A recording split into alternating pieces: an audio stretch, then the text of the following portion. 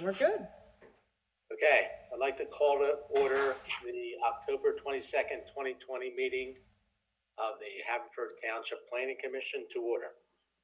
Kelly, can you take roll, please? Sure can. Mr. Capuzzi. Present. Mr. Reardon. Chuck's on mute, but I saw him say present. There, I see. Mr. Poynton. Present. Mr. Shannon. Also on mute, but I cannot see him. He is long gone.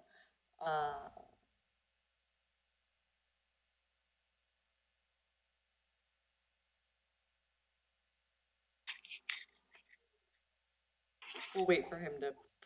Ms. Dobbs. Here. Mr. Fierdamundo. Here. Mr. Garrett. Here. Mr. Wager here, Waiter.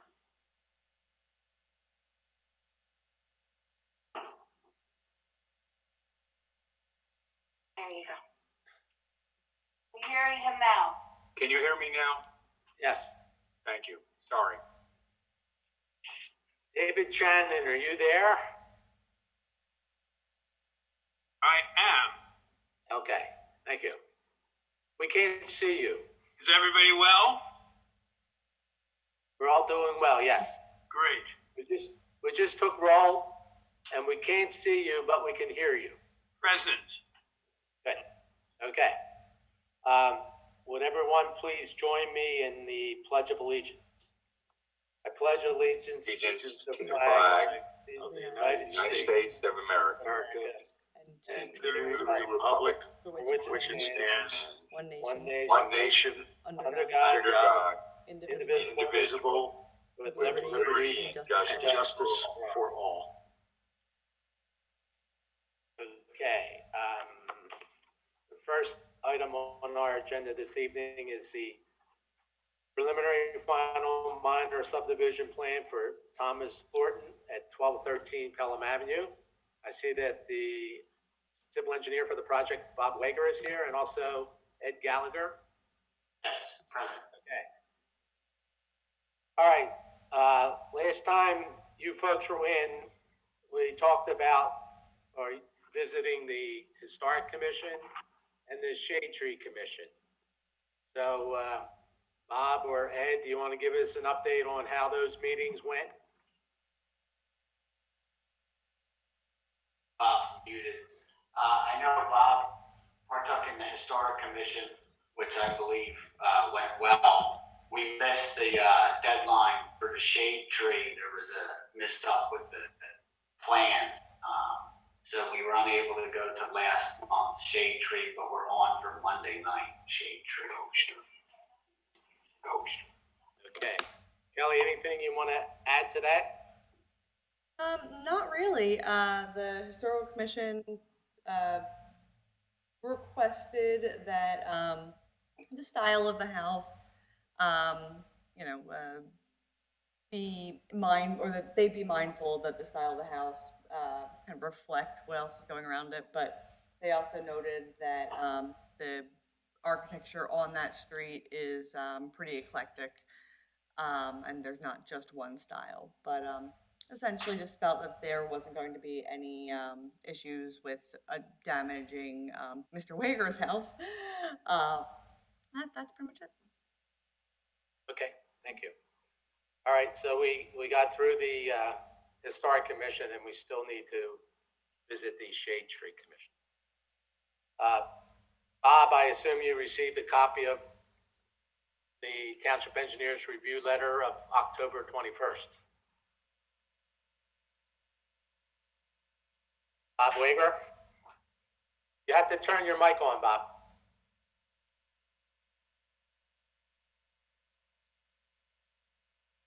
All right, there you go.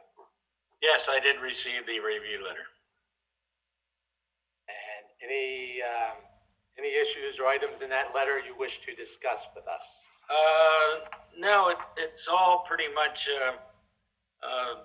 cut and dried, and mostly stuff that Chuck and I are going to have to work out. But there's nothing really serious, and nothing's going to change too much, no matter what. Okay, it looks like we still have some issues regarding the seepage bed and drainage and raised on driveways and things like that. Yeah, but I don't think it's anything that can't be worked out. Okay. All right. I'll go through the board real quickly to see if anyone has any other questions or comments. Jack Garrett, you want to start? Yeah, I mean, I was reading the engineer's comments and I was interested in seeing what those trees look like. I am also studying the plans here and I can't see exactly where all the trees are. They're on sheet 2 on the grading plan. They're symbols. Was there a variance or There was a special variance that was approval for? obtained, yes.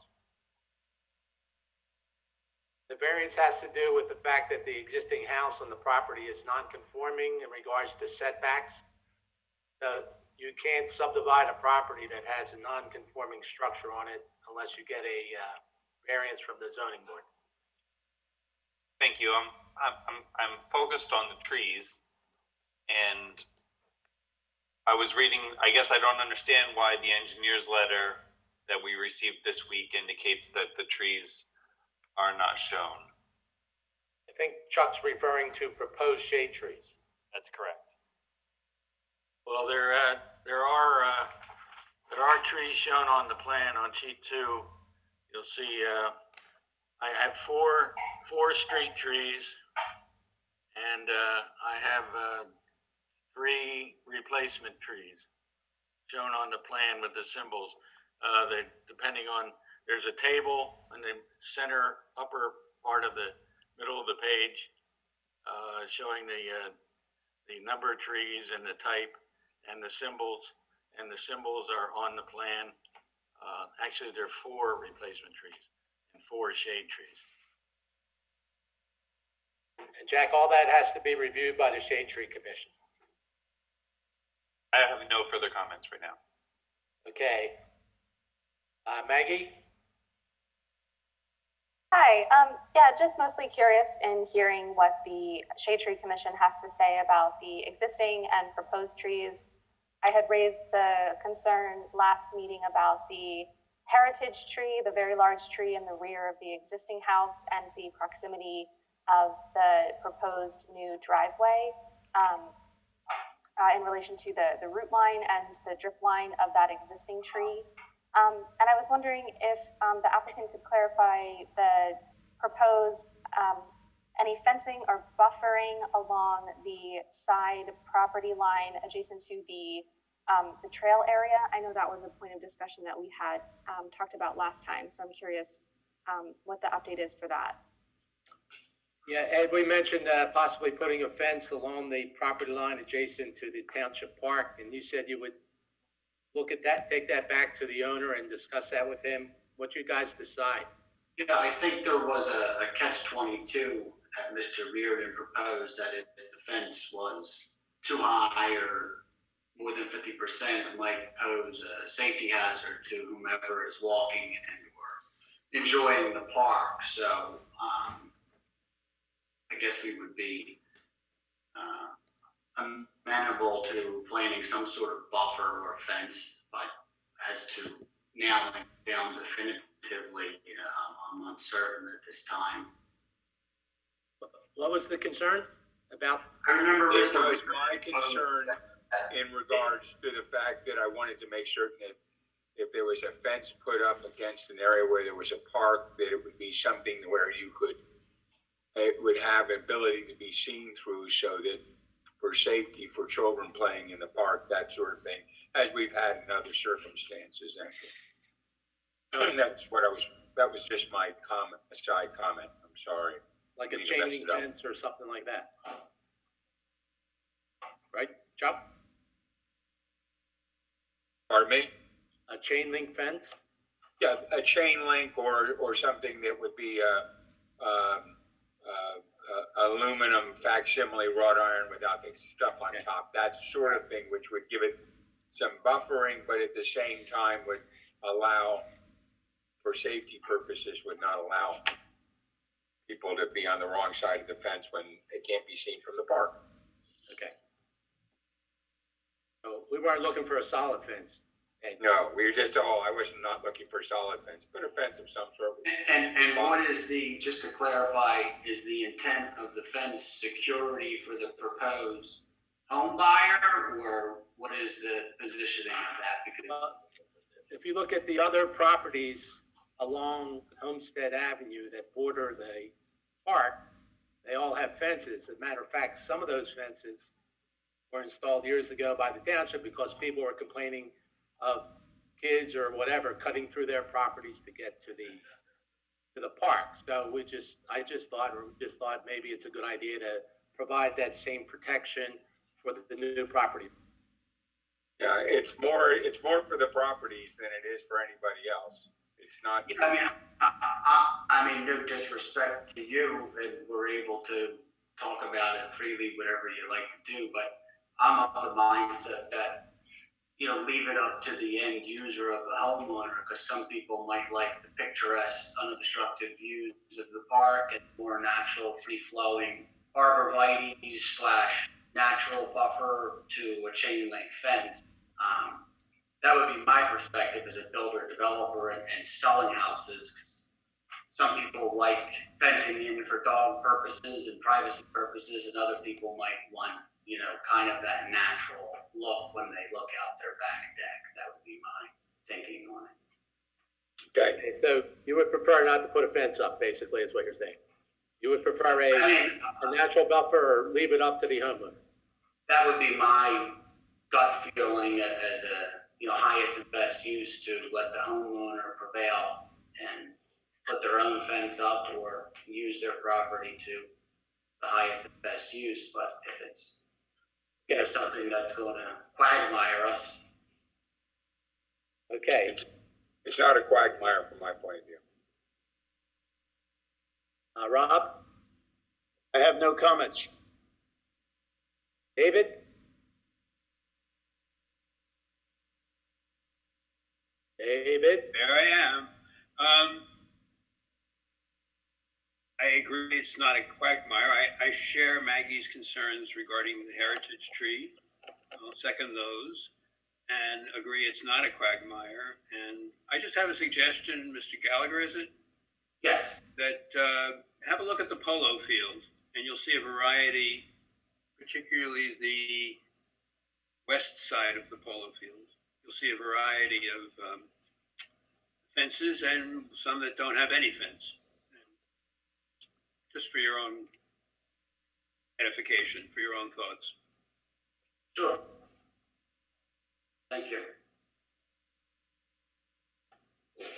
I should say I'm sympathetic to both. I'm sympathetic to a like wrought iron or imitation wrought iron, as well as to open sort of staggered trees or bushes.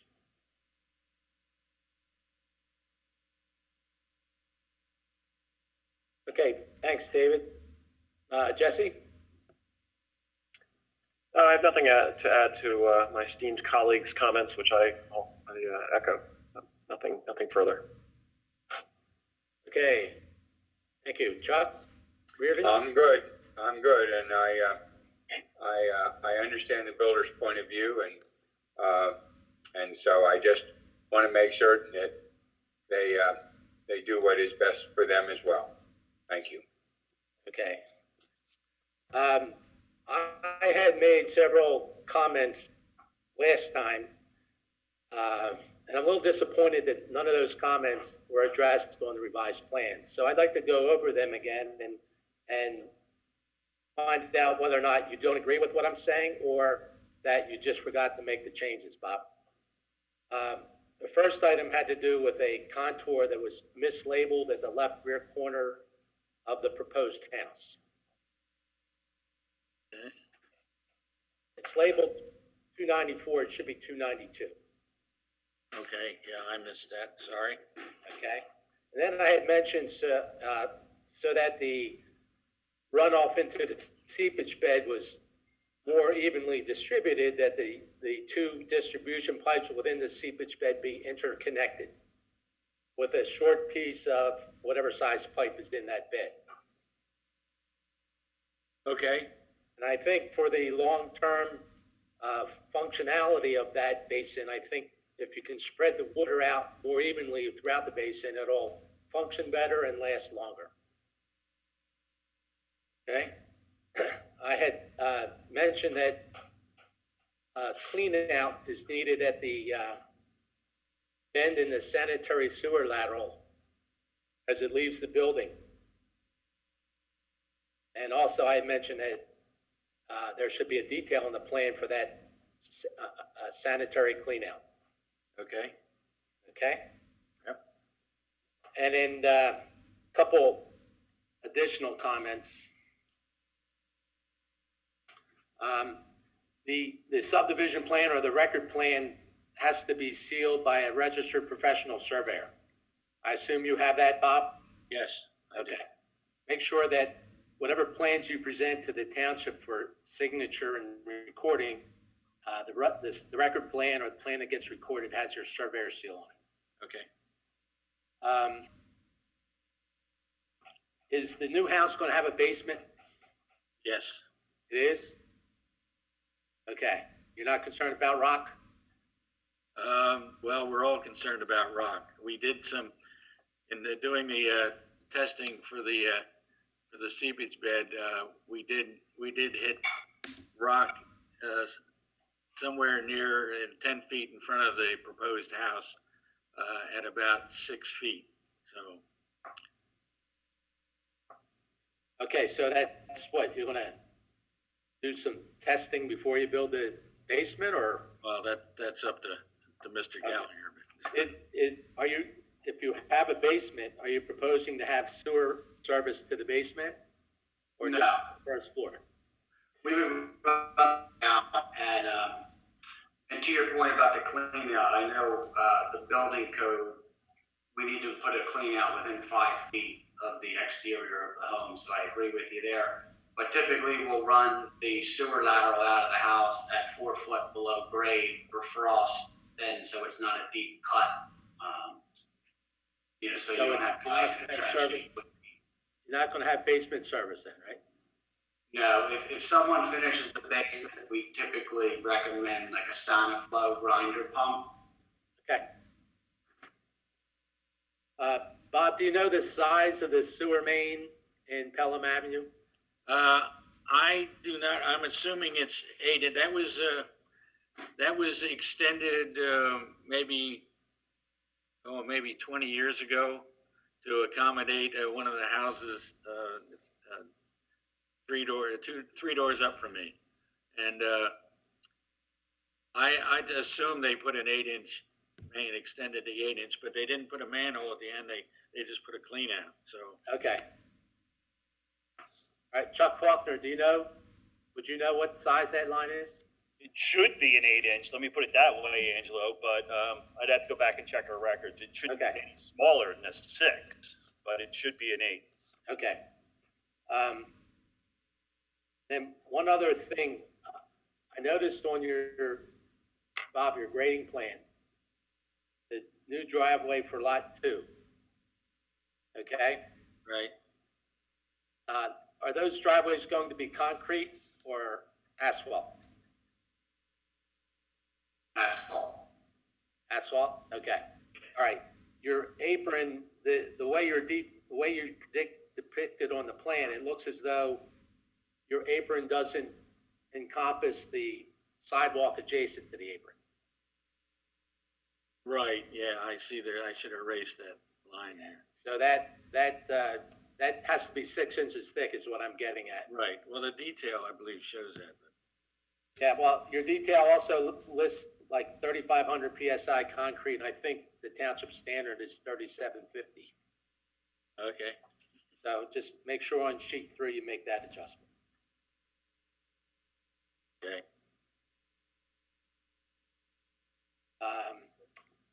Okay. Here's our issue, guys, and I think I mentioned it last time. we've been directed by the township manager that when we review these plans and pass them on to the commissioners for approval, that they be relatively clean letters.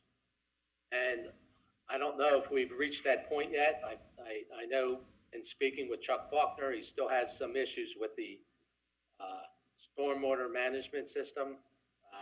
There's some areas on the site that haven't been accounted for. And Chuck Faulkner, correct me if I'm misstating That's not something. quite true. I was gonna go over that with Chuck, but, those areas are taken care of. They're considered, uncontrolled areas, and they're compensated for in the design of the basin.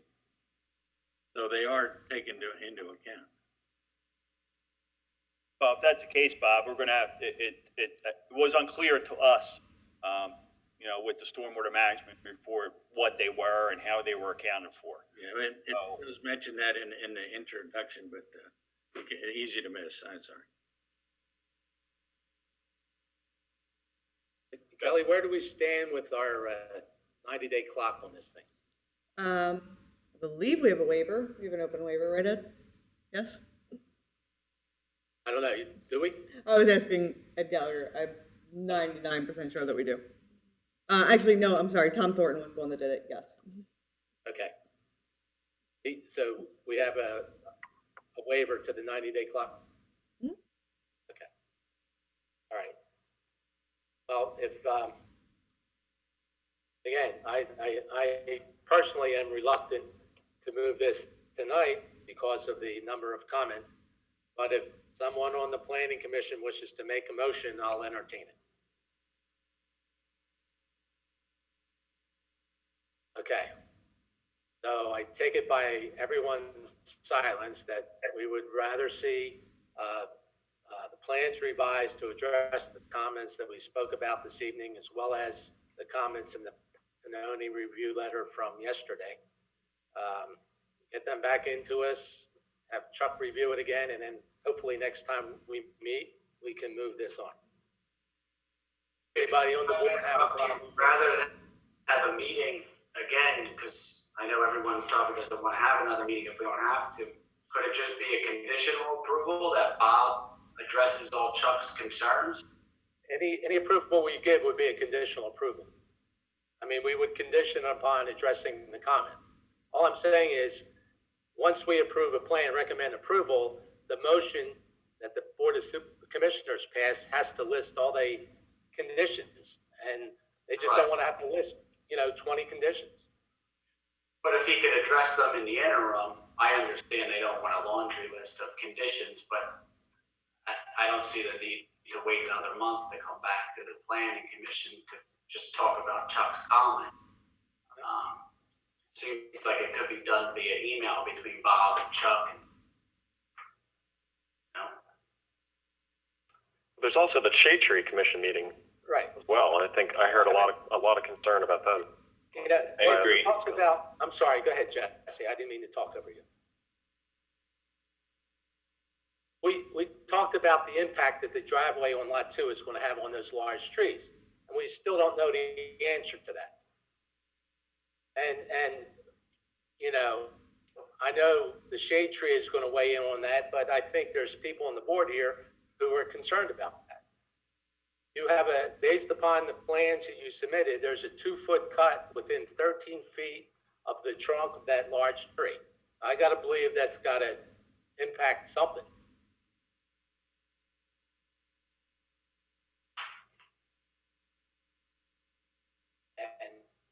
And again, no one seems to be anxious to make a motion to approve the plan. So I think there is no recourse but to come back in a month with revised plans that address the comment. I mean, like I said, I'm disappointed. We went through a lot of these before and they weren't even addressed.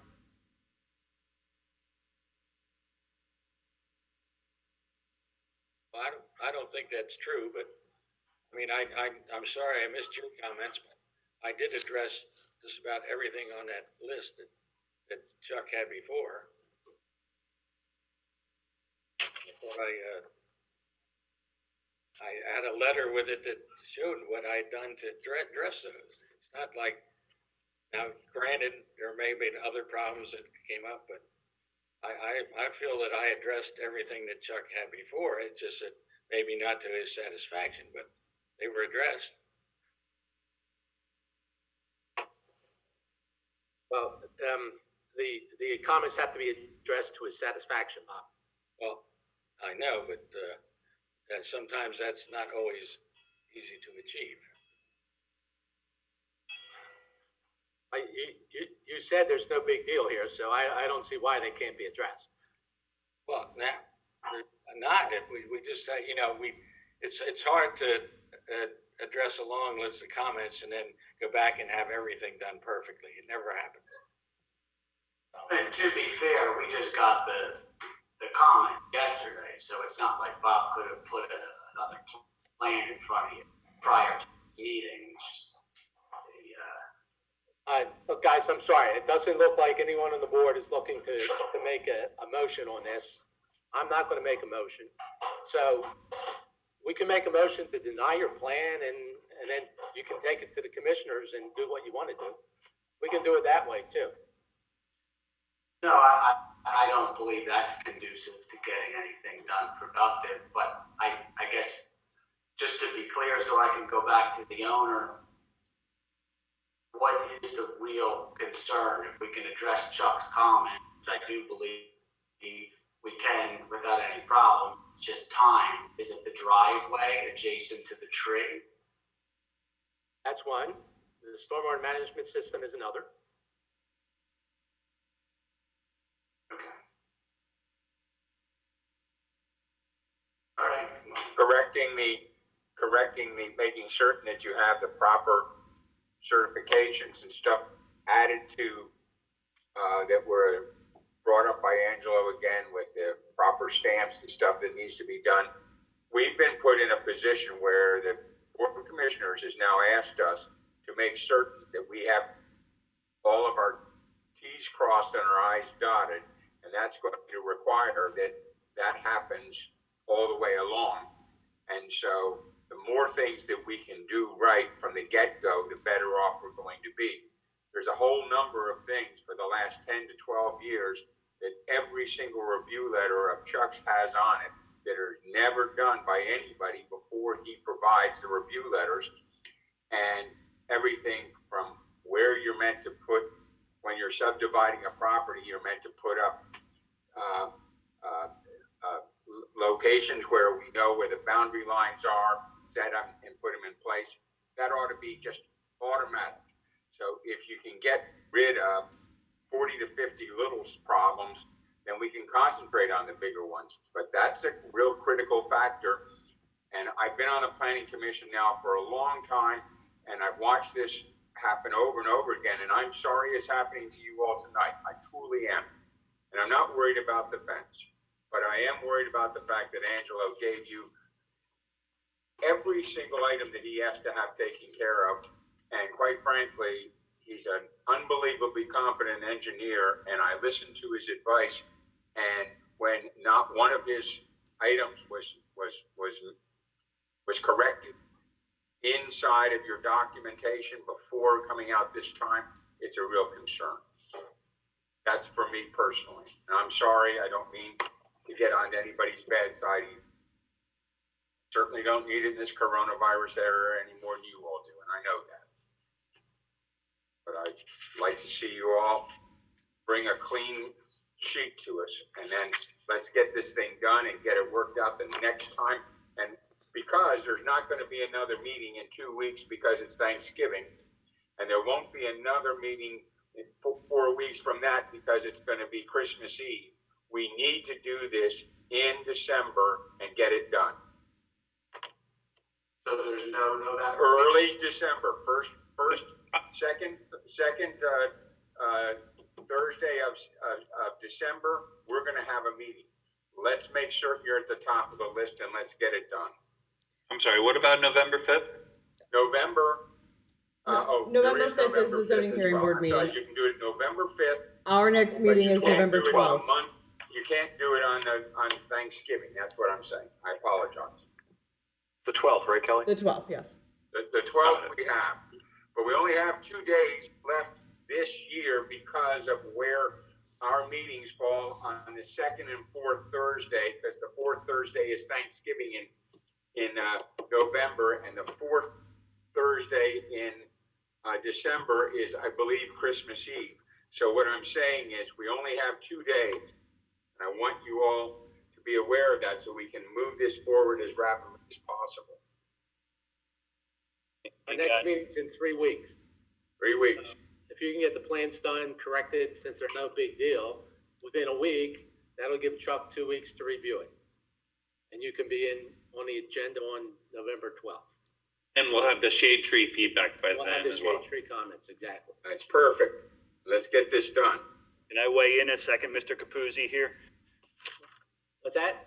Can I weigh in, give my 2 cents here? Oh, sure. And Ed and Bob, look, I know these comments are minor, but when we see a stormwater management report which has conflicting information in it, and we see a plan that has a driveway slope of 16%, we have no choice. That's our job to call that stuff out. And I'm sorry, but that is our job. I will be more than happy to take the time out at some point next week or whenever Bob's available to talk to them and go over every comment and work through them so we can help facilitate this for you. But you got to keep in mind, this plan was just submitted 2 weeks ago.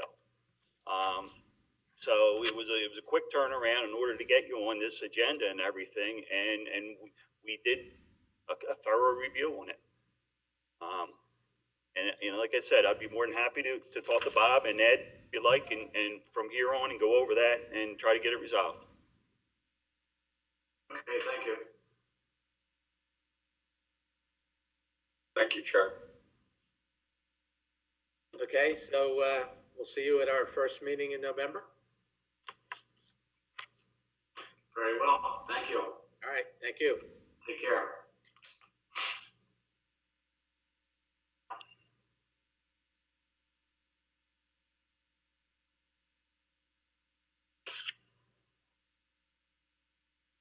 Okay, next item on our agenda this evening is a expansion of a non-conforming use at 1200 Darby Road, Mr. James Curran. I see Mr. Curran is here. Yes. Hello. Good evening. Why don't you give us a brief rundown on what you want to do, the special exception that you received from the zoning board, and anything else you want to mention to us as we review this plan for compliance with the township's comprehensive plan. Okay. Yeah. So I'm a physical therapist in private practice. Purchased the property to move my practice there from Haverford Township on Westchester Pike to 1200 Darby Road. The special exemption was to be able to add an addition on that would allow us to increase the size within 50% of the existing size of the building. So that's what this special exemption was for, just to have more room for the office, to have private treatment room, private office, more space for rehab-based equipment. You know, I think, I don't know if you guys have all the pictures of everything that we'd like to do or how the building would look. Everything we've done is within what is allowed. You know, is there anything else that you're looking for specifically? Well, we'll probably have questions, I'm sure. One quick question though, is this, no part of the building is used for a resident, correct? It's completely used for your facility, right? Yeah, for business, yes. Right. No, No no residential. Okay, all right, well, we'll run through each board member to see if they have any questions. Jack, you want to start us off?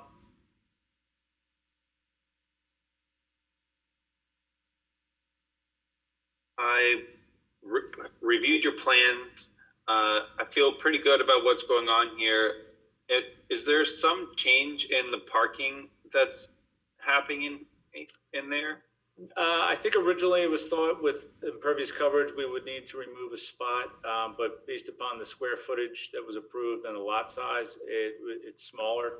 So that's still something that needs to be approved, but I think we're looking to remove part of the parking lot to allow for that impervious coverage that's made up by the addition. Okay, my only other question was why aren't there any windows on the entire right side elevation? Because that right side is a buffer with a 20-foot hedge. So I just didn't think looking out that at a hedge, I'd rather put windows where there's something to look out at. That's really the only reason why. I don't have any questions or comments. Hey, Maggie? Thank you. Thank you. Thank you, Jack. Hi, I'm trying to conserve battery, which is why I keep turning my video off, just in case you're wondering. But I did have a question about landscaping. So it looks like there might be a tree on the side of the property of the addition. Is that tree going to be impacted by this expansion? I don't believe it is, because I think it's within the front of the building where we can't go out any further. So as of right now, I believe that's staying there. Okay, and can you explain the difference between the parking, the number of parking spaces you have now versus the proposed parking configuration? Yeah, so it's going to remain 8 parking spots. There is portions of the lot that it's just extra space, I guess, that maybe could be another parking spot. I don't know what's allowed square footage wise, but there's, as of right now, we don't plan to remove any of the parking spots like originally we thought. Okay.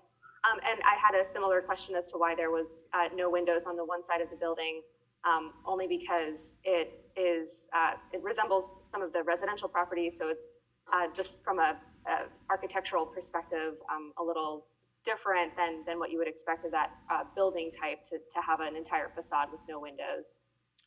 Yeah, I mean, I'm not opposed to not having windows. It was just a thought of, if I'm looking out, if I'm exercising, if I'm a patient, I'd rather be staring at Darby Road or something else where there's maybe something moving as opposed to just a giant hedge. So that was the thought process there. Yeah, just not knowing how you're going to use the space. I wasn't sure if it was intended to be not desirable to have additional daylight coming in, or if it was, if the choice was because of the use of the space as opposed to there was going to be a hedge there. Yeah. Okay. Yeah, those are really my only concerns. And what's going to be your setback then from the side of the property with the addition? I don't know what the actual number is, but whatever is allowed within those boundaries. Right. Okay. And the buffer would be the hedges that exist there from the neighbor's property. Okay. All right. Very good. That's all I had. All right, thank you. Thank you. Rob? Yeah, I do have a couple questions. The first one is, how many people would you have as a staff working at the facility? So I have myself, I'm a one-man operation at this point. The goal would be to have one more employee, which was supposed to be my wife until all the COVID stuff started. Now she's a homeschool teacher, helping with the kids. So, so that kind of put a little wrinkle in getting a little help, but that's the goal. And one of the stipulations as far as this special exemption that was granted by the zoning board was to only have one, I guess, skilled professional, being a physical therapist, and up to 2 non-skilled employees. So I'm sure you made some business projections as far as how many customers you'd have.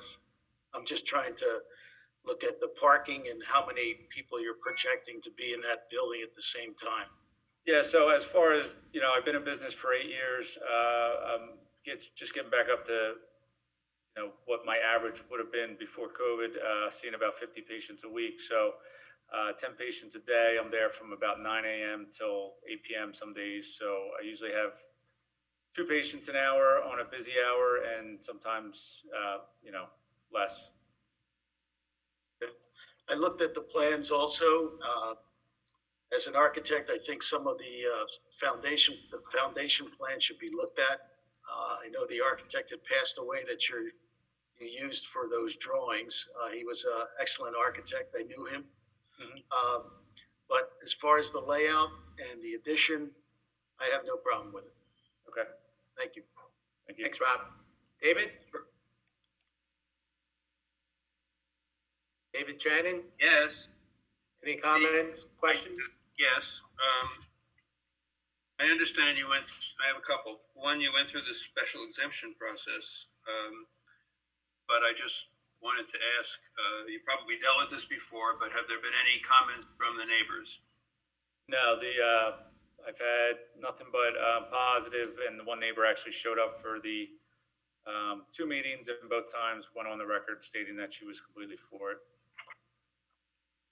And we're reviewing for conformity to the comprehensive plan. Do you have any comments you'd like to share with us about the comprehensive plan and why you feel it conforms? Your proposal conforms. To be honest, I'm actually confused by that question. I don't even know what I should be explaining there. Okay.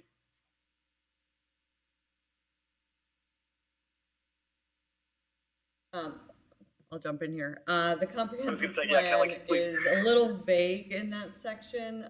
It does talk about mixed use and non-conforming uses within that stretch of Darby Road, but doesn't really talk about specifically future land use that they'd like to see. Again, our comprehensive plan is from 1988, and we were in the middle of revising and updating it when everything came to a screeching halt. So hopefully that's something we can address in the future. But essentially, this property has been used in this way for pretty much as long as anybody can remember. I imagine that it's probably one of the non-conforming properties that's addressed in the comprehensive plan. And the recommendation is essentially that everything remain the same, with a few exceptions. Thank you, Kelly. Mm-hmm. Thank you. And I agree that the plan as it is somewhat vague for that section.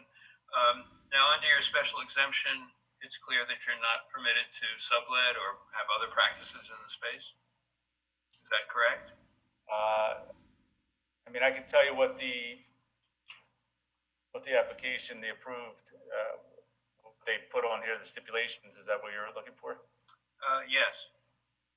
So the first thing is to maintain a buffer along the side yard as necessary along the rear yard and driveway. 2 is compliance with the impervious coverage requirements, coordinating with the zoning officer. 3 is compliance with all township parking requirements. 4 is that the office will have no more than 1 physical therapist and no more than 2 non-therapist office employees. 5 is water runoff will be controlled as to not adversely impact neighboring properties. And 6, project to be completed within 1 year of this approval.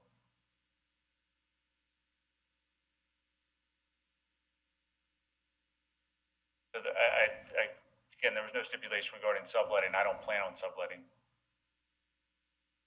That would require a variance anyway. I mean, the parking wouldn't be able to handle that kind of separate use. 2, it's non-conforming. You have to go for a special exception just to add on to the building.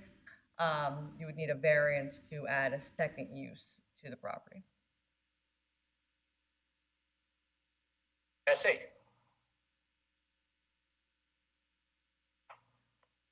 Yes, I have several comments and questions. The roof tiles are very significant and kind of special to the township. They're a French terracotta. I'm hoping that you're planning to keep those. It's not clear on the plans. It makes mention of new shingles, and I would be hoping that you are not removing those terracotta tiles. Do you know what the plan is? Horrible shape. It's actually one of the things that most people have complimented on what they don't like about that building. So the roof, they're looking to do a tile with one of more of like the certain sections with the metal roof for not the copper type roof, but the metal roof for the small pent roofs. But if you would like to meet me there tomorrow and look at that terracotta roof, it's in shambles. It's a lot worse than we thought. Cracks, and I think it's been like that for a long, long time. That's too bad.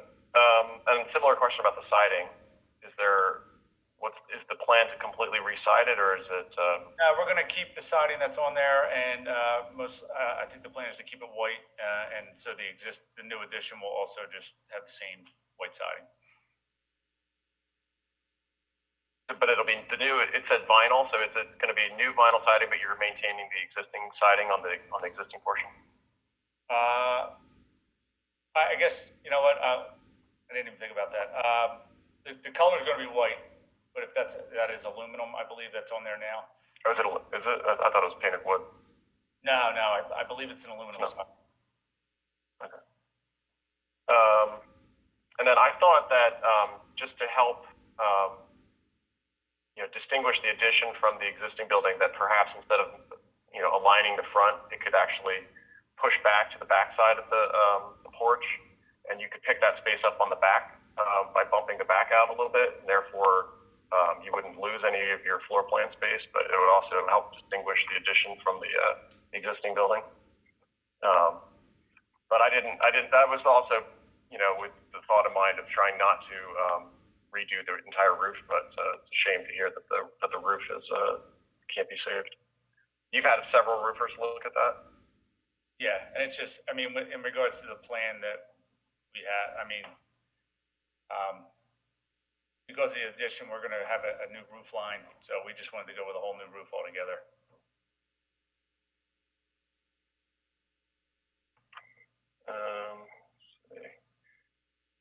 And then, I would echo the comments about, I would recommend adding windows on that one side. I think I would I'd kind of try to match the scale and the layout on the other side.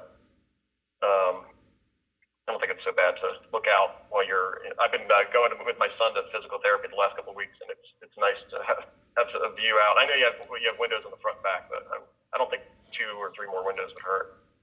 I had similar. Also a wall where equipment will be fixed to, certain equipment, so you're also looking at a safety issue with certain equipment, so that was one of the other issues.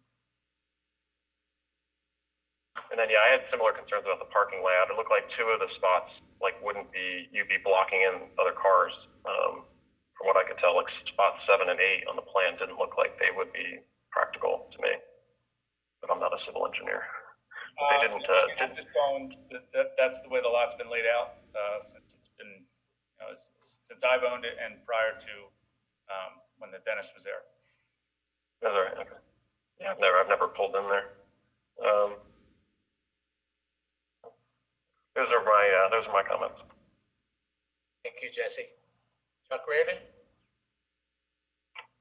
No, I'm good with all the questions that have already been asked. I think they cover most everything except what I am certain you're going to add. But I do think that one window on that other wall, at least something, would just give it some continuity, but it's not. I understand where you're coming from, and my father was a local pediatrician, had his office in our house for almost 50 years, so I know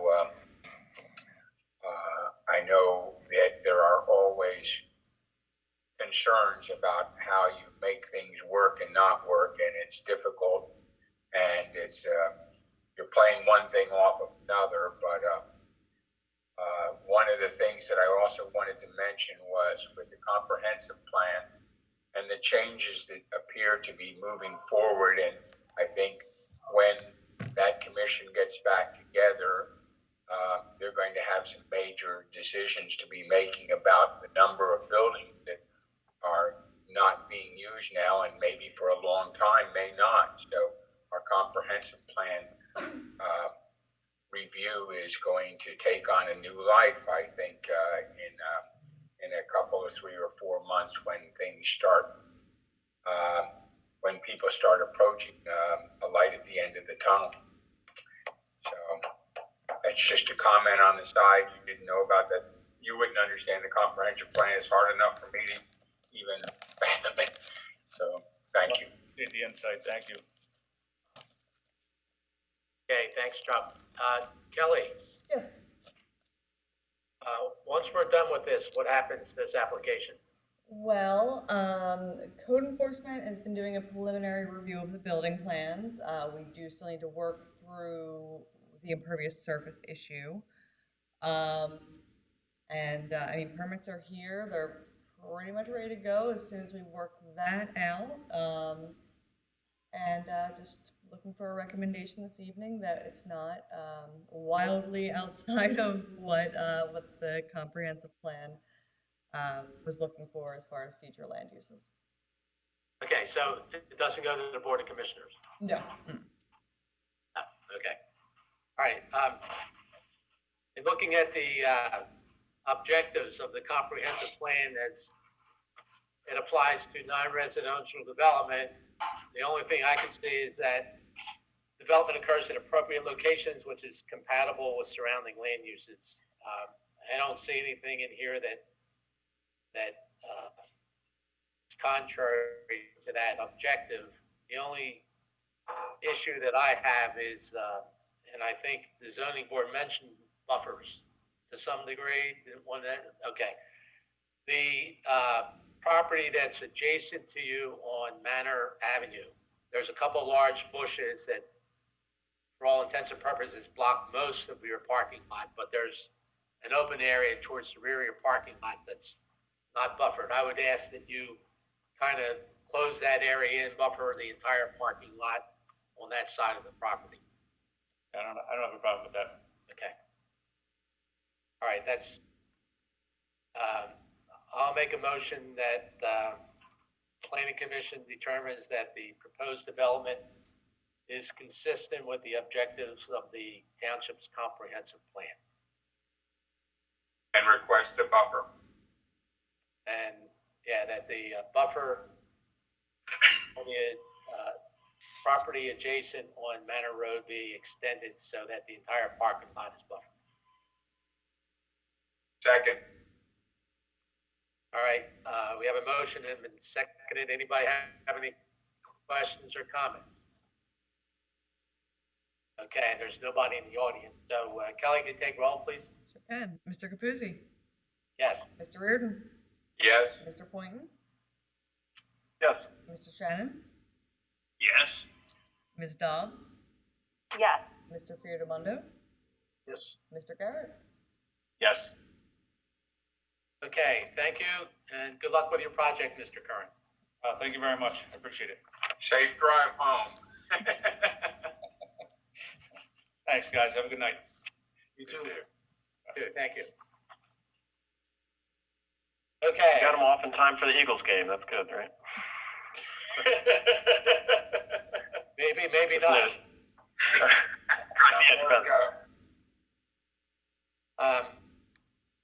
Let me see, item number 4 is PennDOT Multimodal Transportation Fund Grant for the intersection of Vermont and Glendale Roads. Chuck Faulkner, take it away. Yep, will do. There's actually 3 grant applications that are on the agenda here. 2 of them are in the same area, one's slightly different. There's a combination of different entities where the township is applying to. 2 of them are PennDOT, the other one is Department of Community and Economic Development. Regardless, all 3 require the Planning Commission to look at the proposal and, as was with the other applicant, to weigh in on whether they're consistent with the comprehensive plan. So the first one here is the intersection of Vermont and Glendale, okay? And Kel, I don't know whether it's worthwhile putting that up or... I can try. I've never done it before, so bear with me. I guess everybody has it in front of them or has looked at it, but the issue there is it's a little bit of a unique intersection. It's kind of confusing to people in that if you're going southbound on Glendale and sort of turning, I guess, on the Vermont, you have continuous flow where everybody else has a stop sign in through there. So it's something the township has looked at for the past 15 years. They actually did acquire a signal permit, or they did apply and get a signal permit for that intersection, but there's no, I think the consensus is, including the police, that a signal would probably not be the best solution there.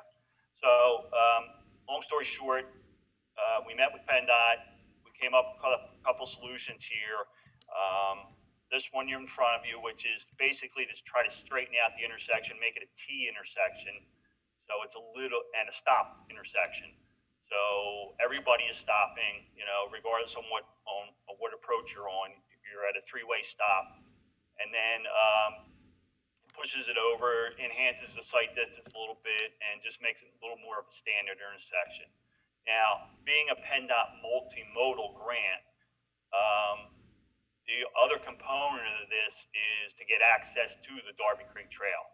So there, as you see on that plan, all the way over to the bottom left of that plan in the red is the existing end of the Darby Creek Trail at Murray Place.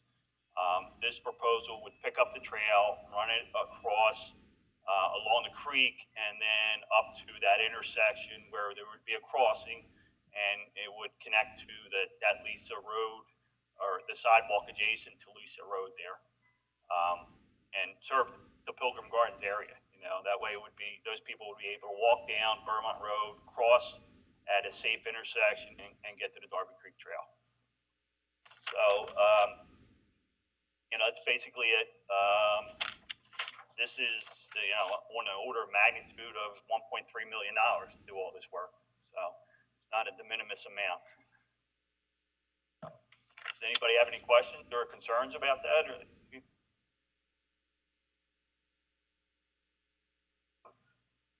Yeah, Chuck, I had a question. yes. So what's going to happen with the area of the abandoned road? What remediation efforts are planned for that portion of the roadway? What would probably happen, Maggie, is we'd take out that asphalt, convert it back to a grass area, and just plant it, and then any area that is outside of the new right-of-way typically reverts back to those property owners. Okay, so the township wouldn't be accepting dedication of any of this area. This would just go to those two corner properties, I guess the three corner properties? It depends. I mean, there is a right-of-way there now, and that can remain township property. For instance, like up at Darby and Markle, there was, when Haverford Reserve was done, there was an old right-of-way for the road, which had utilities in it. And ultimately, that right-of-way was reverted back to the property owners, or the one property owner over there. Actually, you're right, there too. There's two. You're right. Yeah. So this would probably be something similar to that, but you know, once we get into it a little bit more, we'd have to see exactly what's what, but that's typically what happens. Okay. So just in some of the other projects that I've been peripherally involved in, where there's been a conversion of roadway, or if we like neck down like a very wide Y intersection, for example, taking some of that area and turning it into like a stormwater management type area, being able to create some kind of bioswale or some other, I'm sorry, the kids just came out, turning it into like some bioswale or some other kind of stormwater feature. But obviously, if this would revert to private property owners, then we would not have that opportunity. So that's just why I was curious what that would be. So I would be interested to see kind of how that legal right of way kind of shakes out.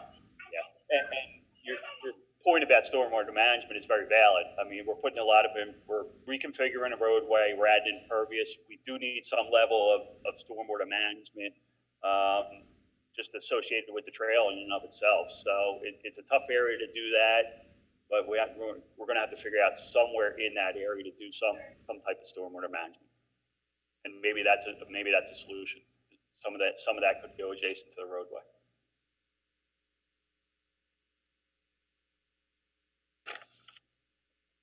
And again, this is all conceptual at this point. They're putting in for a grant. You know, we're not drilling down to the details at this point. We're just, it's a conceptual plan. It's a conceptual cost estimate. You know, and if the township's fortunate enough to get it, we'll then proceed to flesh out all those details. I mean, some of the details, I'm sure would be, for example, Murray Place, where's the property line where the curved parking area is, and doesn't the proposed new trail have to wrap adjacent to the parking? And, you know, why is it pointing up and then pointing down again? I mean, I know it's conceptual, but it just seems kind of strange that it makes those little jogs. Rob, first of all, the township owns the property out to the center line of the creek, okay, down in that area. So that is township property. Secondly, there was a comprehensive study of the Darby Creek Trail done 2 years ago, which investigated the whole trail from Upper Darby all the way to Haverford Road, and gave some options for connecting that whole area and everything. And the rec department of the township was heavily involved in that, and this was their preferred layout right now. Okay. Where it sort of mirrors the radius of Murray Place and everything. There's a couple things going on down there. There's a fishing dock that they wanted to sort of help accommodate and everything too. So that was the consensus of that study. And there's a couple topographical things there, Chuck, that they really are taking into consideration in order to keep the trail moving along so that it can be used by the largest number of people. And that's why some of the curves are there, so they don't have to put retaining walls in and some other stuff.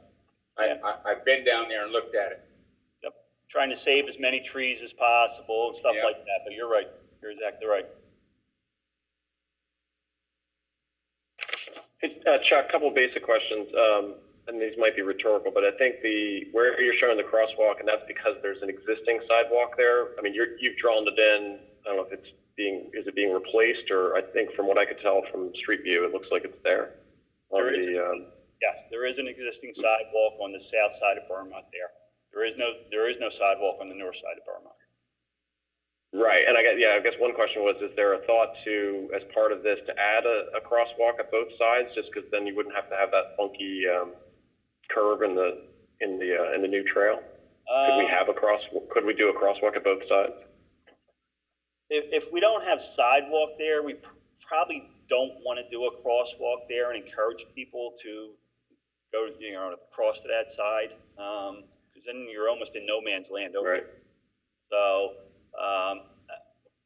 Obviously, again, we can look at things like that, but I think the consensus is, look, stay on the one side where there is sidewalk, and make sure we encourage people to use that sidewalk rather than a different rail. That sidewalk, just for anybody that hasn't lived in that area their entire life, not me.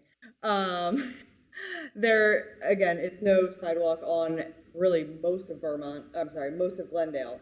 And that first block of Vermont, not only is there no sidewalk, but there is a little bit of a grade onto the front lawns there. So directing people on that side of the road is really probably not the best idea. Going where there is actually sidewalk on that other side is preferable. I wondered though if we could do, I mean, if it ends up being three crosswalks, just so that, there is a little bit, I don't know. Maybe it's not. Maybe there's no point since there's no sidewalk on that side, as you said. But I just thought more access points might be better. But and again, the ground is flat there. It's not as if it's flat ground with just no sidewalk. It's a hill.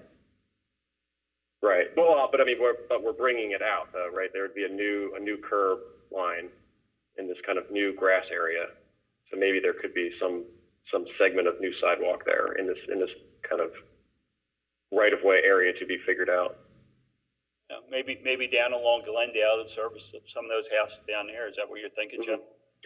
Yeah, just because that's the area where you're removing the existing road, right, and you're kind of making it more of a T. There's room to at least put in the beginning of a new sidewalk along that. Right. You're right. It would serve maybe up to the second driveway there that you're showing has to be extended. Okay. So I mean, just a thought. But like you said, you're going to look at all the details once you, if this is successful. It's a good point. Jesse, so I 100% would support having multiple crossings.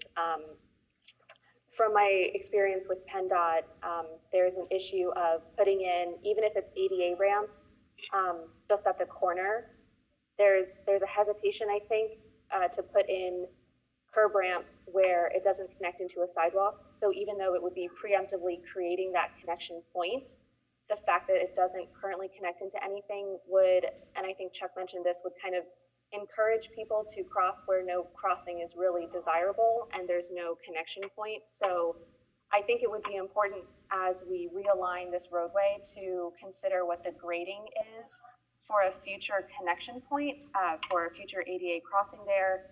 And if sidewalk were to ever be installed along Glendale Road to connect those homes and structures along that portion to the intersection at Vermont. But I'm wondering for this phase, I think the proposed alignment is pretty good for what we're showing here. But I think, yeah, absolutely, maybe looking ahead to tee us up for that future connection point in terms of how we grade it and what kind of infrastructure goes in there now, so that future grant funding rounds, we could potentially look at doing an expansion of pedestrian infrastructure at that corner and along Glendale. Makes sense.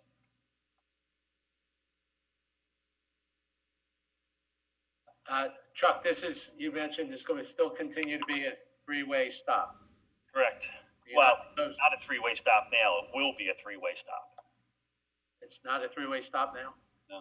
It's for left turn, three-way stop for left turns? Yes. Okay. You're not proposing any dedicated left turn lane? No. Okay. Did you consider a roundabout? Yes. And it didn't work? Why? No, it works. Good. Yeah, it works. And there's actually another plan that I'll send you that depicts that. The roundabout sits basically halfway in that intersection, and most of it's in the grass area. It does work nicely. Obviously, it's more expensive. That's on the magnitude of $1.9 million. 1.9 million. Yeah. But isn't that from a traffic management standpoint, isn't that the better solution? Yep. And actually, Angelo PennDOT brought that up. Actually, Gene Blum was out there himself looking at this whole situation, and both him and Grant Haiti brought that situation up. He said, maybe you ought to consider a roundabout. Part of the issue is, look, it's a lot of money. There's other priorities in the township too that have to be considered, and this grant has a 30% match to it. So it's a little bit of money involved. Do we know what the right-of-way would be? Because I know that the roundabouts tend to take up more right-of-way space. So at that point, I feel like we might not actually gain anything from a reduction in impervious or configurations. Was that figured out to know what the right-of-way take would be, if that would even fit in the allotted space? The roundabout is a 150-foot diameter circle, basically, that goes in there. And the way it was configured is it would not, let's put it conceptually, it does not need right of way on anybody's property that is there now. It's all pushed back to the west, and that property is either township property or it's RHM property. Obviously, township property is not an issue. RHM property would require some type of agreement.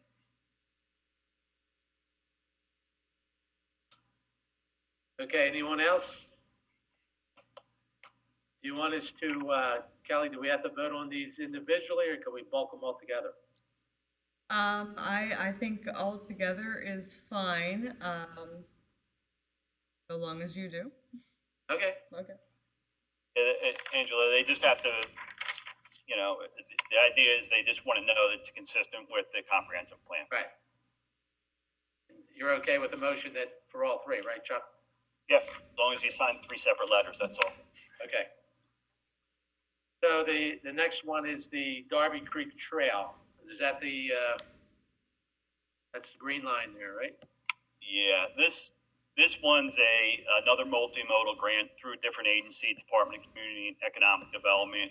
And this one is to solely buy the property at 1744 Vermont, which is that one house that sits sort of in an island there. And that's the sole intent of this grant is to buy that property, not to demolish, do nothing, no improvements. It's just to buy the property. And with the intent that at some point the trail could be extended through there. As of right now, if you look at the,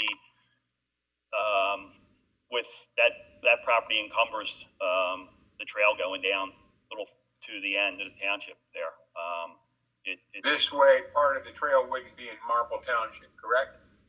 Right. The way it's shown now, that black-green dashed line is what was proposed originally, where it would have to cross the creek 2 times, obviously, and run into Marple Township. And the problem is there's no access from Marple Township to get across the Blue Route there, so it really doesn't do anybody any good. Has no benefit. It's simply to get around that property. And would entail 2 bridges on top. Yep. Expensive. So this is a better plan. Yes, ultimately it would be a better plan. I mean, there is some thought to try to potentially squeeze the trail in the right of way in front of the property, but that's tight too. That's very tight. And that might even encompass potentially moving the road around a little bit to get some additional right of way, but that's not cheap either. So, and again, this grant here is simply to buy this property. It was appraised.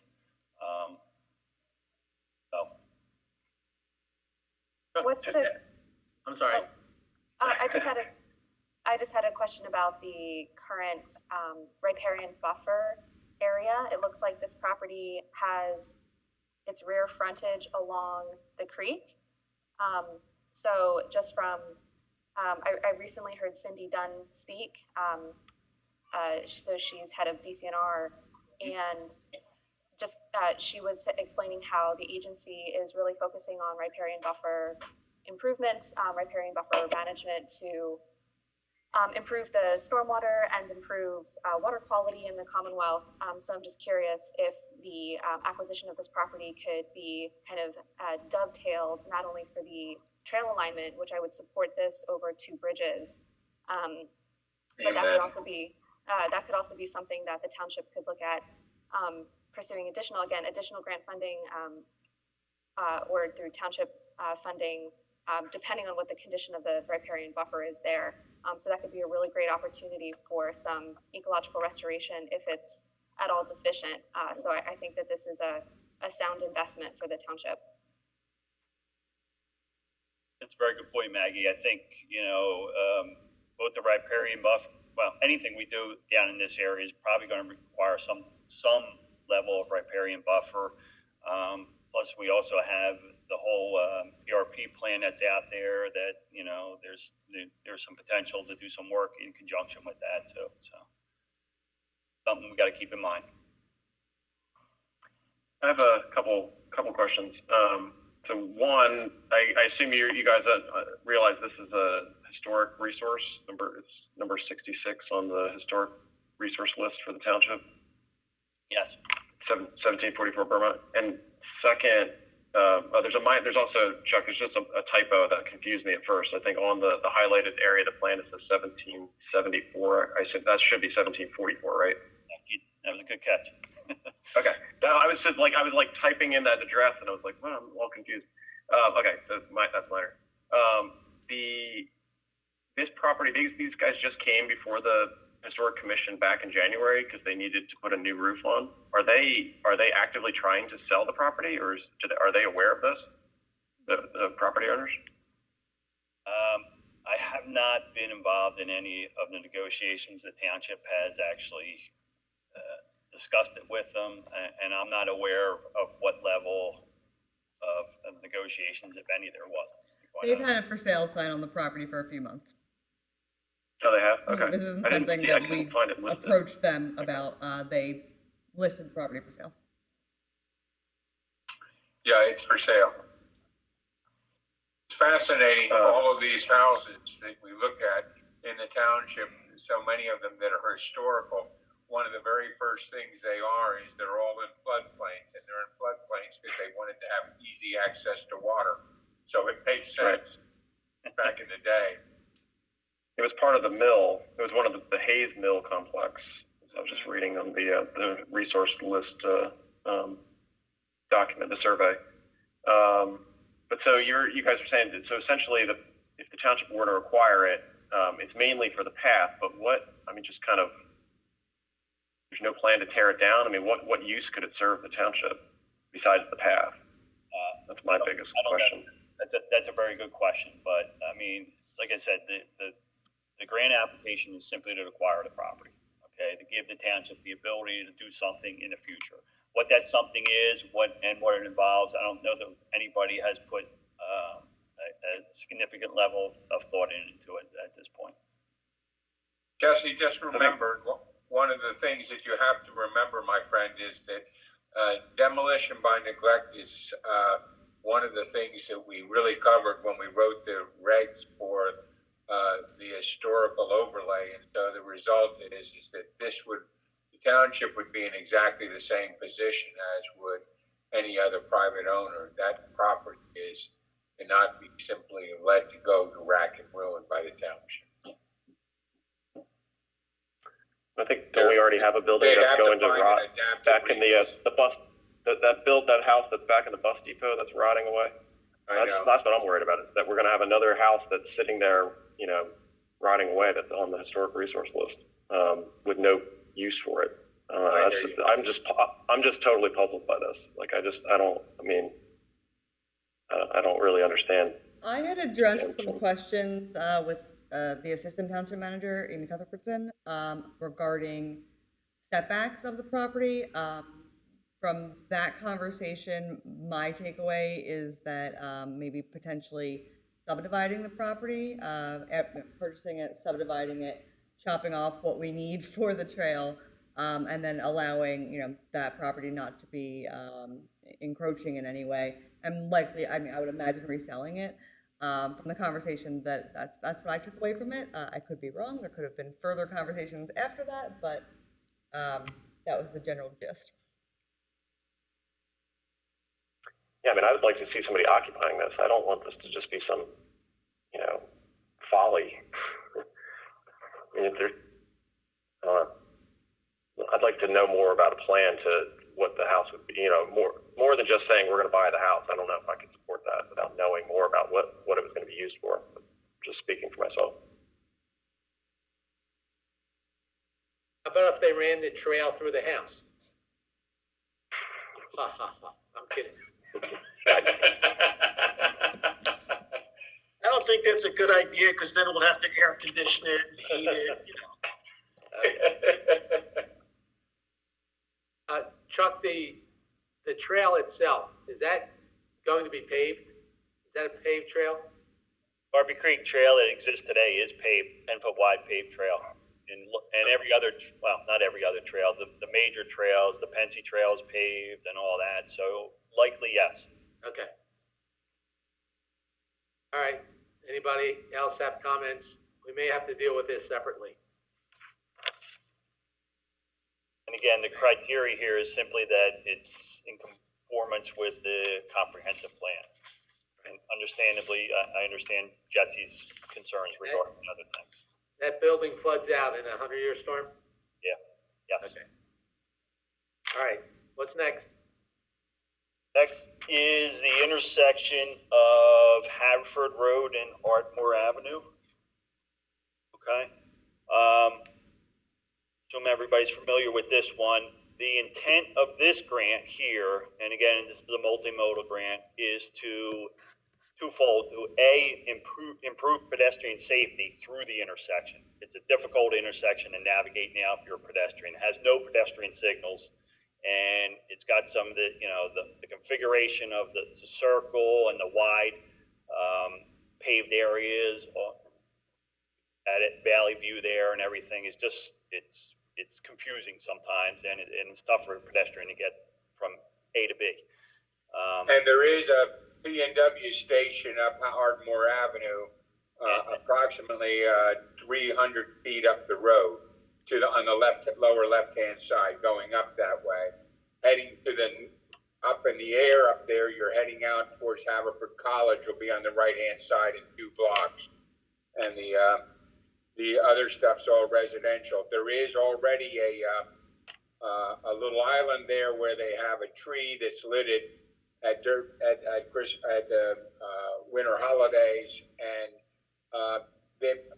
as people come down Ardmore Avenue, they have a tendency now and to cut across and go beyond that, stop, and then merge into Haverford Road heading towards Bryn Mawr. By doing this in the fashion that they're going to do it, people will have to come down Ardmore Avenue and actually make their right-hand turn at the intersection, because they'll be forced only to go up towards Valley View Avenue, and the people coming from Valley View Avenue will be the only people coming out. I believe that whole area of green space will be enlarged. This is something they've been working on and working towards that I know of. We've talked about it at Brentford, at other places, but this is something that we've been working on for a long time.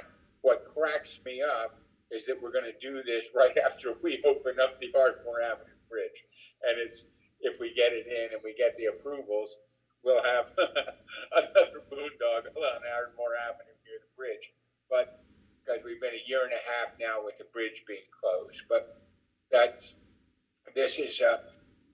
you watch cars have problems here all the time. And my family's lived in this neighborhood close by for 70 years. And there's always an occasional accident coming in by people not knowing exactly what they're meant to do. It's a good one if we can get it.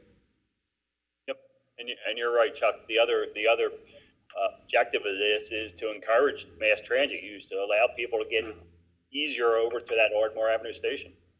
And we're also trying at this time with the new lights that are going in. What we're asking for in the lighting concept here is at College Avenue and at now Buck Lane and going up to Landover Road, where at the end of the township, and all the way up to Bryn Mawr Avenue, and then coming back in the other directions, with the exception of Ardmore Avenue, all the other intersections are intertimed so that at certain times of the day, they're intelligent intersection traffic lights, and they count the cars and they figure out what's going on. Just like if you all remember, when we did all the work for the Quarry Center, and the Quarry Center people paid for those interactive lights for a mile in each direction, and most of the boondoggles on Route 1 and Darby Road and Route 3 and going back up towards the golf club, they all disappeared. This is the only light that is not coordinated. Interestingly enough, the one at College Avenue got coordinated because it came right off the bridge, so PennDOT paid for it. That light down there is 40 feet too far away from the bridge for PennDOT to consider that with the actual change out of the bridge over the P&W and over Cobb's Creek. There are 2 bridges there. And so the result is, by getting this new light that'll be coordinated better for pedestrians, this is a win-win-win-win-win for the township. A lot of things are going on. Sorry, didn't mean to step on everybody. No, I'm excited. I'm as excited as you are about this one, Chuck. This is fantastic. It's a home run. I'm fully behind this one. Yeah, I agree. This is my neck of the woods, and these improvements look great. My only concern is, of course, those people who may be coming off of Ardmore Avenue, who might try to make a left at that Valley View kind of angle. So that would be my only concern. But I think this is great. And again, I'm going to put my plug in for some stormwater controls if we're expanding that green island there, that we make it a functional stormwater basin to the greatest extent possible, and do some cool stormwater controls, plantings and other things to beautify that little landscape island. That's actually a good place for it, yeah. I understand that, it's conceptual, Chuck, but the handicap ramp that is, well, the ADA ramp that's kind of smack in the center, it looks like it's emptying out right onto Ardmore Avenue. Can it be twisted so that it's more perpendicular to the one opposite on the other side of the street? Yeah, and you said they are conceptual. Yeah. The idea is to have the separate ramps there. They're going to have to be tweaked a little bit once we get some, if we get the grant, once we get some survey information and everything, and there's criteria, we may have to move stop bars back and slightly and everything like that. So, but yeah, I understand your concern, and yep, that's stuff that all has to be looked at in design. And is there going to be any signage that is going to mention that you can't make Yes. Okay. And I just wanted to add one other little bit of information, Chuck, for your information in the future. That property that you're showing on the lower right here at the corner of Haverford Road and Ardmore, on the right-hand side, the lower one, they have 2 artesian wells in the front yard. Okay, that are constant pouring out of water there, just like 100 yards up inside of, right near where the walkway that we used to be able to use at Haverford College. There were several artesian wells up there. There's a couple more up behind the filling station near Buck Lane. They're all feeders into the creek. So when they do this work in this area here and they want to work with stormwater management, they just need to be very careful about how deep and what they do in there in case they trigger another well. Because they are there, they're artesian springs, I call them. I'm sorry, I said wells, I meant springs. Good information. There's constant water running nonstop 24/7 out of those. Okay, what I'd like to do is, instead of, or listening these all together, I'd like to vote for number 4, the Vermont Road and Glendale Road intersection, and the improvements at Haverford Road and Ardmore Avenue, put them together and keep the Darby Creek Trail items separate. So I'll make a motion that the proposals for the intersection of Vermont and Glendale Roads and the proposal for Haverford Road and Ardmore Avenue, those proposals are consistent with the comprehensive plan. Got a second on that? Have a motion and second. Anybody have any questions or comments? Kelly, can take roll, please. Mr. Capuzzi? Yes. Mr. Reardon? Yes. Mr. Poynton? Yes. Mr. Shannon? Yes. Ms. Dodd? Yes. Mr. Fiordamondo?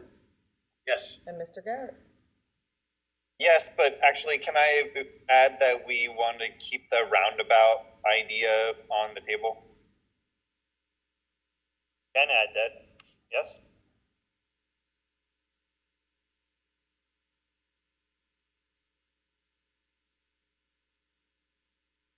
Everybody's okay with that modification? Yes. Yes. I'm less jazzed about a roundabout, but certainly seeing options, I don't think would hurt. So yes. All money. We'll see, if this is successful, we would see this again. Is that right, Chuck and Kelly? Not necessarily. Not necessarily. Yeah. And depending on what, with PennDOT multimodal grants, they actually become a PennDOT job. Oh, okay. It happens, so. Whether it's a roundabout or this configuration that's proposed, I think is immaterial to what we have to do tonight. Either proposal would be consistent with the township's comprehensive plan as far as increasing the safety for vehicles and pedestrians in the area. So I think the final determination as to what it looks like, it's going to have to rest with the amount of money, the amount of funds that are available for the project, and whether or not we get the grant. Yeah, I'm fine with that. Okay. All right, and then I will also make a motion that the proposal for the Darby Creek Trail, the town planning commission finds that that proposal is consistent with the comprehensive plan. I have a second. Okay, any comments or questions on the motion? I'm Okay, sorry, is this the Darby Creek Trail at the historic property? correct. Yes. Okay. I was under the impression that we did not find it to be entirely within the realm of the comprehensive plan because it causes too many conflicts with what to do with the property. Well, the motion is to determine whether or not we feel that way, so now we're going to take a vote on that, Jack. Okay. Okay? And I pulled it out separately because I felt that there was some sentiment that maybe it wasn't consistent, so that's why I pulled it separately. My comment to you about this is that what I would suggest that we come forward with this, but with a strong recommendation that the property be, upon its purchase, that the historic house on the property be separated from that area where the proposed walkway is going to be, or the pathway is going to be. And Doc, I'm really sorry to cut you off real fast. I'm sorry. My phone is about to die. So I just wanted to make sure that I got my point in real fast because I'm going to lose you in about 5 seconds. But I did want to say that yes, I would support this if we had a plan for the historic property. Right. And what to do with that. So I'm about to lose you all. So I would vote for that. Thank you. Okay, so I guess the motion wants to say that the proposal for the Darby Creek Trail is consistent with the comprehensive plan, provided the historic building on the property be preserved to some degree. Yep, I'll second that. Yep. I think I'd make a friendly amendment to delete to some degree, because it just leaves it too open-ended. Just the property be preserved, yeah. Yeah, I was gonna say, I would not vote yes if it still said to some degree. Okay. All right, so the motion is amended to say that the building be preserved, period. Okay, I'll second it. All right, Rob seconded that motion. Kelly, take roll. Mr. Capuzzi? Yes. Mr. Reardon? Yes. Mr. Poynton? No. Mr. Shannon? Yes. Ms. Dobbs, do we have you? I think we lost her, but she did. I think that's a yes. I think I agree. Mr. Firdamondo? Yes. Mr. Garrett? No. Okay, so the motion passed 5-2.